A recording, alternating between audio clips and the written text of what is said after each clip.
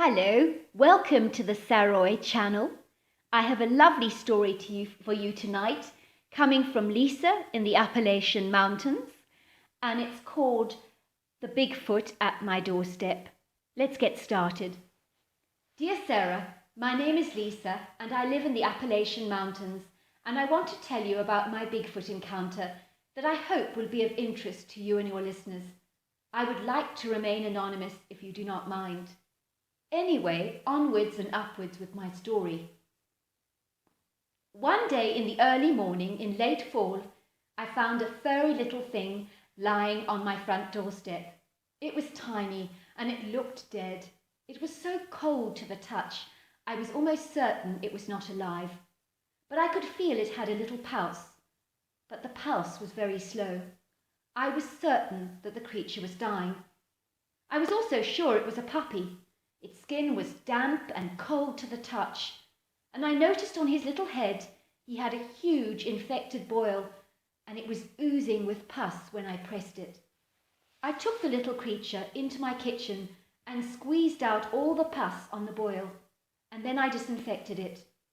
I immediately got into my jeep and drove to the nearest veterinary surgery.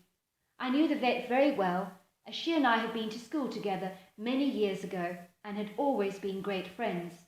"How are you, Lisa?" she asked. "What have you got for me today?" she asked. Denise was used to me bringing animals to the surgery.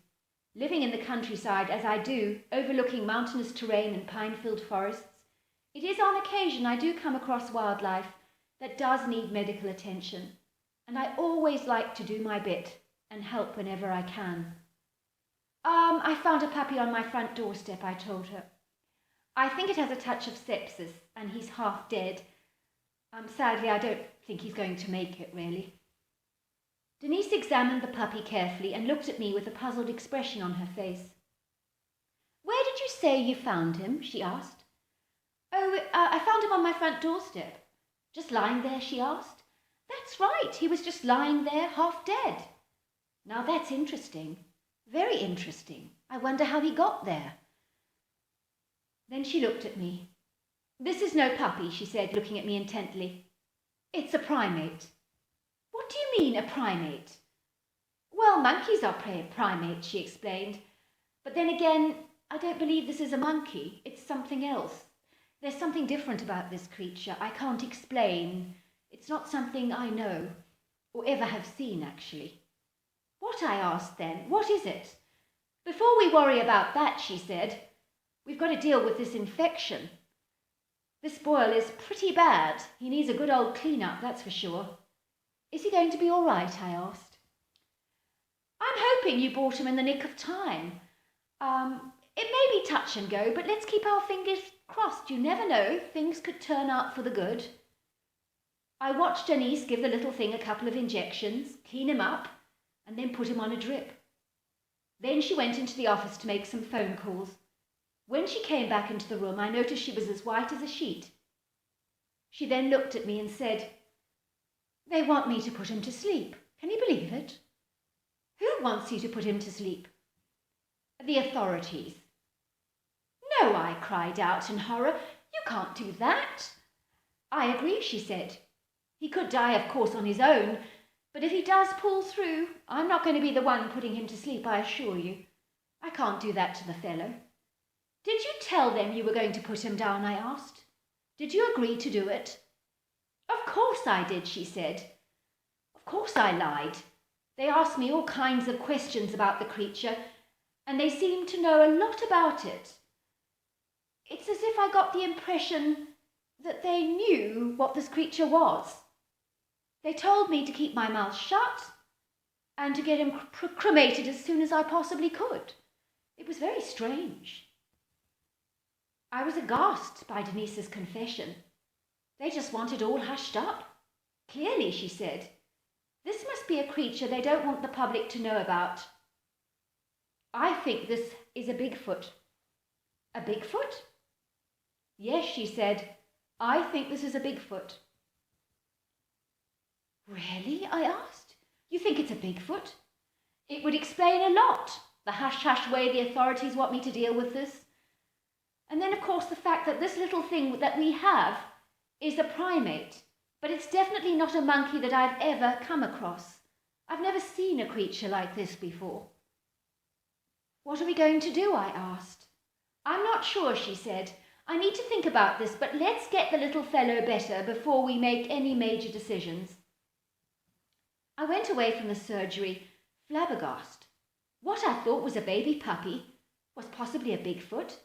And if that was the case, what was it doing on my doorstep, I wondered. After a couple of days, Denise phoned me. Great news for you, she said. The little fella's up and about, and you're going to love him. He's the cutest thing I've ever seen, and he's so affectionate. She was right. I'd never seen a cuter creature in all my life. It made the cutest chattering noise, and I just loved it when I picked it up and cuddled it. Denise let me feed it every single day with a bottle of special milk, and the creature got stronger and stronger. Oh, I wish I could keep it, Denise, I said. He's just so beautiful. You can't keep it. I'd lose my veterinary license if the authorities found out what we've both done. She looked at me and said, primates are very clever creatures, but I imagine that Bigfoots are far cleverer. I believe it was no accident that this creature was at your front doorstep. I think the mother put him there in the hope that you would find him. She thought that maybe you would be able to save the life of her beloved little child. That's what I believe. What should we do then? I asked. Well, the creature needs a few more days in care, she told me. Once he's stronger, I want you to put him in a basket outside your front doorstep where you first found him. And then you must wrap him up in a blanket so he stays lovely and warm. I'm hoping and assuming that his mum will come looking for him. Do you think she will? Oh, I do, said Denise. These creatures are very clever. What if she doesn't? Then it's back to the drawing board. But I think she'll come. A few days later, I went back to the surgery to retrieve the baby Sasquatch, and I was more smitten by him than ever before.